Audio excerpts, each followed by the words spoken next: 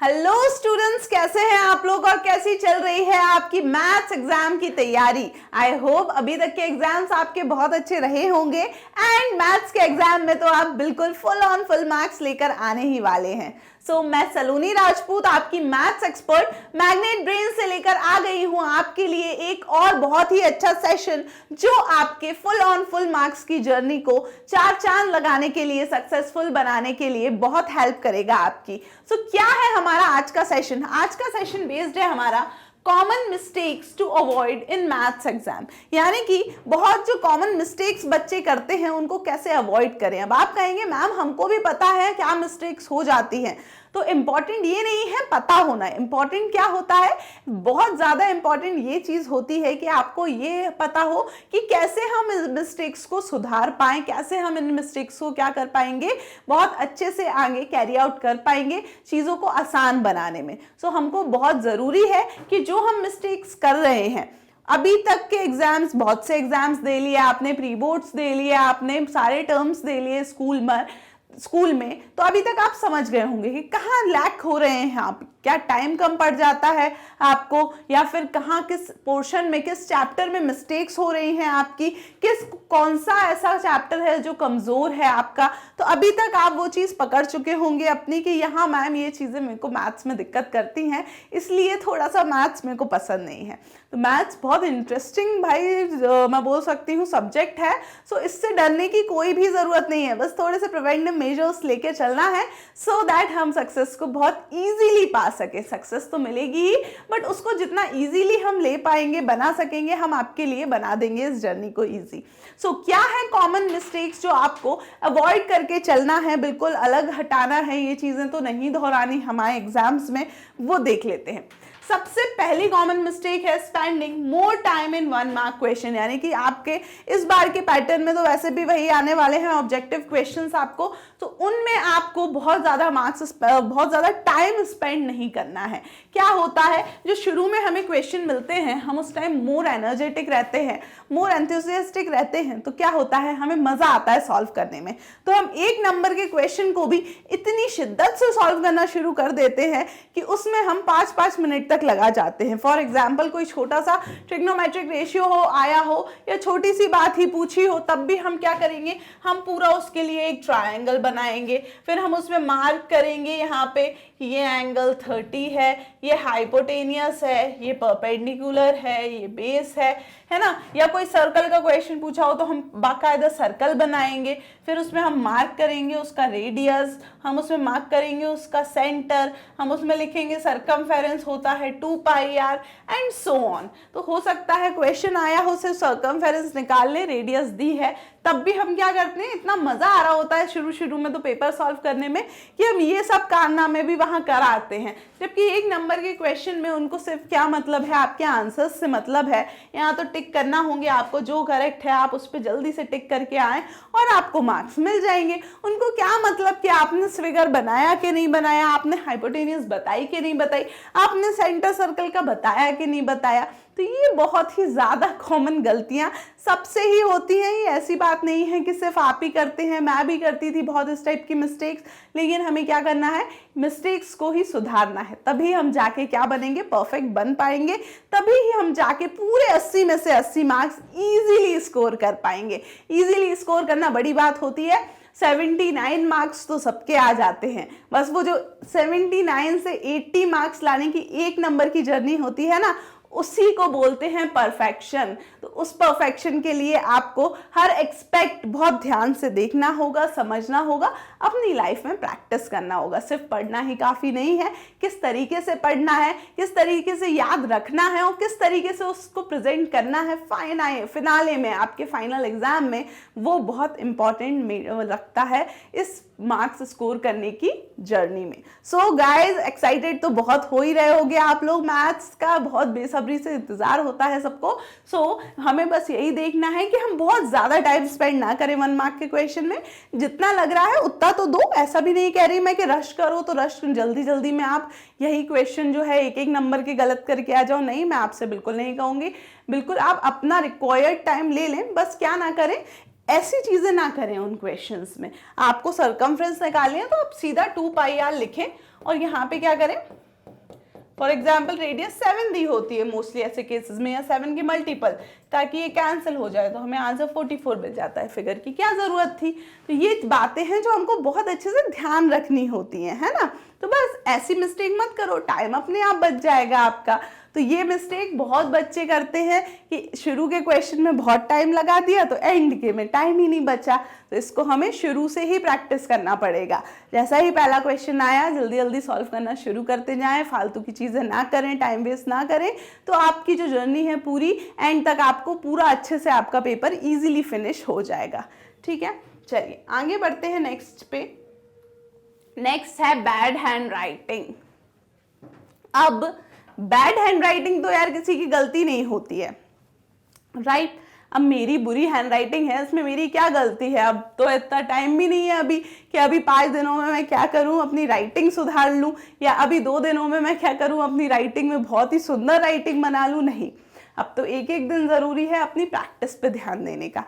सो क्या है, कैसे करें सुधार? तो अपनी राइटिंग, बैड हैंड राइटिंग कैसे अफेक्ट करती है आपके पेपर को, कि बच्चे क्या करते हैं, मैंने सच में ये खुद से मैं अपनी एक्सपीरियंस से बता रही हूँ, देखा है मैंने कॉपी चेक करते में, वो बना रहे हैं 9 ऐसा बना दिया उन्होंने जल्दी जल्दी में। अब मैं इसको 9 समझूं या 1 समझूं? मुझे तो 1 दिख रहा है ना। क्या किया उन लोगों ने, 0 जल्दी जल्दी में ऐसे बना दिया। अब मैं उसको 6 समझूं या 0 समझूं? ऐसे ही कुछ क्वेश्चंस लिख रहे हैं उसमें गलतियां कर दी। तो ये चीज़ें मिस्टेक्स मत करिए आप लोग, बहुत मार्क्स कट जाते हैं आपके, है ना, इन छोटी छोटी चीज़ों में। ऐसे में मार्क्स जाएंगे तो दुख होगा कि मैम हम तो 6 लिख कर आए थे, उन्होंने ही गलत समझ लिया होगा। अब वो तो हमको पता भी नहीं चलता फिर कि हमने 6 लिखा था या कहाँ गलती कर दी थी। तो ये मिस्टेक्स हमको अवॉइड करनी है। ये ऑकर होती हैं बैड हैंड राइटिंग की वजह से, या नॉट राइटिंग नीटली, यानी कि आप उसको नीटली नहीं लिख रहे हो। तो क्या कैसे अवॉइड करोगे? नीटली लिखो, थोड़ा सा टाइम दो, थोड़ा सा ध्यान दो कि नंबर्स को अच्छे से रिप्रेजेंट कर पाओ। एंड बहुत अच्छा तरीका है वर्ड्स के लिए। वर्ड्स के लिए तो क्या करो, थोड़ा सा स्पेस, है ना, ऐसे। आपकी राइटिंग अच्छी नहीं है, कोई दिक्कत नहीं है, लेकिन अगर आप क्या करोगे, थोड़ा स्पेस दे दे के लिखोगे। एक वर्ड हो गया, उसमें भी पर्टिकुलर स्पेस दी हमने, फिर थोड़ी सी दूरी पे दूसरा वर्ड, फिर थोड़ी सी दूरी पे तीसरा वर्ड। ये जो कर्सिव है, या मैं कहूँ ये मिला मिला के लिखने वाली चीज़ छोड़ दो। आपकी अच्छी राइटिंग नहीं है तो ऐसे अलग अलग वर्ड लिखो, तो साफ साफ समझ में आएंगे एग्जामिनर को। ज़्यादा टाइम भी वेस्ट नहीं होगा आपका अलग अलग लिखने में, और साफ दिखेगा तो अच्छा प्रेजेंटेशन पड़ता है। बहुत ही गंदी आंसर शीट अगर आपके सामने भी आ जाए तो आपको क्या हो जाएगा, सर दर्द हो जाएगा उसको चेक करने में। आप सोचोगे ठीक है 4 नंबर का क्वेश्चन है, 2 नंबर दो, खत्म करो कहानी, है ना। तो ये चीज़ क्यों हुई, क्यों मार्क्स गए? क्योंकि अच्छी राइटिंग नहीं थी। उसको कैसे अवॉइड करना है, इस टाइप की प्रैक्टिस करके। ऐसा लिखो तो उधर क्या होगा, आपको अलग से घर पे प्रैक्टिस भी नहीं करनी कि राइटिंग सुधारना है। ऐसे दूर दूर करके लिखोगे तो चीज़ें भी समझ में आएंगी। नंबर को बनाने में थोड़ा सा टाइम ले लेना, ज़्यादा जल्दीबाजी ना करना। तो ये था आपका अबाउट बैड हैंड राइटिंग। तो हमें बिल्कुल अच्छे से नीटली लिखना है, ये इसकी तरह नहीं लिखना कि कुछ हमको समझ में ही ना आए, राइट। चलिए आगे बढ़ते हैं। Copying wrong data from question paper, सबसे बड़ी मिस्टेक्स स्टूडेंट्स की। ये मैं बिल्कुल थक गई हूँ बोल बोल के कि गलत डेटा उतार लेते हो आप लोग का ऐसे क्वेश्चन पेपर से। क्वेश्चन पेपर में लिखा था कितना, क्वेश्चन पेपर में लिखा था 276 और आपने आंसर शीट में लिख लिया 76। अब उनको 276 में 2 का मल्टीप्लाई करके आंसर चाहिए था, आपने 76 में 2 का मल्टीप्लाई करके आंसर दे दिया। तो आंसर तो जाहिर सी बात है गलत होगा। तो मैं बिल्कुल ये डांट के बोल रही हूँ आप सब लोगों को कि क्या करना है, क्वेश्चन पेपर से 2 बार मिला लो कि आपने चीज़ें सही उतारी हैं कि नहीं आंसर शीट में, क्योंकि ये मोस्टली देखा जाता है कि गलतियाँ वहीं कर जाते हो। और ये तो ऐसी गलती है कि आपको पता भी नहीं चलेगी, आंसर तो आएगा, अब आपको क्या पता वो आंसर सही है या नहीं सही है। तो इसीलिए बहुत इंपॉर्टेंट है that copying wrong data from question paper वाली मिस्टेक्स को आप बिल्कुल अवॉइड करेंगे। गलत इंफॉर्मेशन क्वेश्चन पेपर में से नहीं उतारेंगे। तो उसके लिए कैसे आप इसको अवॉइड कर सकते हैं? आप तो बोलोगे कि मैम अब वो तो उतर जाती है, हम क्या करें? तो अवॉइड करेंगे, हम अवॉइड करना ही हम सीख रहे हैं। तो कैसे हम इस मिस्टेक्स को ना करें? तो हम ऐसा करेंगे कि जब भी इस टाइप के क्वेश्चन जिसमें हमको डेटा उतार के अपनी आंसर शीट पे लिखना होता है तो हम क्या करेंगे, उसको 2 बार, कम से कम 2 बार उसको मिलाएंगे कि वहां पे 276 था तो हमारी आंसर शीट में भी 276 होना चाहिए। इससे आपकी कभी भी ये वाली मिस्टेक नहीं होगी, क्योंकि ये मिस्टेक बहुत दुखदाई होती है, मानिए मेरे से, है ना। क्योंकि आता था आपको मल्टीप्लाई बाय 2 करना, बहुत कॉमन बता रही हूं मैं, पर आपको करना इसमें था, आप करके इसमें आ गए तो गलत तो होगा ही। आंसर आने के बावजूद आपके मार्क्स चले गए, ये बहुत ही दिक्कत वाली बात है, इसलिए ये हमें रिपीट नहीं करना। चलिए आगे बढ़ते हैं। नेक्स्ट चीज, depending on your mental calculation. Okay, ये बहुत ही अच्छा पॉइंट है। क्या होता है कि हम क्लास 10 तक आते आते मोस्टली हम सबकी ही आदत पड़ जाती है कि हम माइंड में कैलकुलेशन करने लगते हैं। माइंड में कैलकुलेशन करने लगते हैं, उससे क्या होता है, कभी कभी होता ये है कि 2 into 3 6 लिखने की बजाय 2 into 3 जल्दी जल्दी हम 5 लिख के आ जाते हैं। सॉरी, कहने का मतलब कि इतना ज्यादा हमको लगने लगता है कि हाँ 2 3 6 होता है, तो हमें माइंड में जल्दी जल्दी के चक्कर में हम 2 into 3 ना करके क्या कर देते हैं, 2 into 5 कर देते हैं। तो ये चीज हमको नहीं दोहरानी है, क्योंकि हमें ऐसा, देखिए कोई परफेक्ट नहीं होता, ऐसा नहीं है कि आप बच्चे हो तो इसलिए आपकी मेंटल कैलकुलेशन वीक हो, नहीं, हो सकता है कि आपका सही आंसर आ जाए और मेरा अभी गलत आंसर आ जाए अगर हम कोई चीज अभी माइंड में कैलकुलेट कर रहे हैं तो। इसीलिए पूरी तरीके से आप ये मेंटल कैलकुलेशन पे डिपेंड मत रहिए। सबसे बेस्ट है आप तो ये करें, जरा सा टाइम ज्यादा लगेगा, कुछ सेकंड्स ही ज्यादा लगेंगे, आप उसको सॉल्व कर लो। सॉल्व करने में आपको कम से कम सही आंसर तो मिलेगा, कहीं 5 लिख के आओगे तो पूरे ही मार्क्स चले जाएंगे, है ना। तो बहुत अच्छा तरीका है कि पूरे आप मेंटल कैलकुलेशन पे डिपेंड नहीं करेंगे। हम सबकी आदत हो जाती है कि नहीं ये तो है ही, नहीं, ऐसा नहीं करना है। हमको थोड़ा राइटिंग का हेल्प ले लो, जल्दी जल्दी राइटिंग करके भी करोगे तो जितना टाइम मेंटल में लग रहा है कैलकुलेशन में, उससे जरा से कुछ सेकंड ज्यादा ही राइटिंग में लगेगा, उससे ज्यादा आपको कोई फर्क नहीं पड़ना है। क्लियर हो गया। तो ये था depending on your mental calculation के ऊपर कि बच्चे मोस्टली माइंड में कैलकुलेट करके आंसर लिखाते हैं, वो ऑफन गलत हो जाता है। तो इसलिए थोड़ा सा आप अपने कॉपी पेन का मदद ले लेना, जिससे आप क्या हो 100% श्योर हो, क्योंकि मार्क्स हमको नहीं खोना है, आधा मार्क्स भी नहीं खोना है, पूरे 80 में से 80 मार्क्स लेकर आने हैं। चलिए आगे बढ़ते हैं। यूजिंग रॉन्ग यूनिट्स यूज करने वाली भी एक बड़ी गलतियां हो जाती हैं कि आप गलत यूनिट्स यूज कर रहे हो। एग्जाम में देखो इस टाइप की भी 2-3 तरह से मिस्टेक होती है।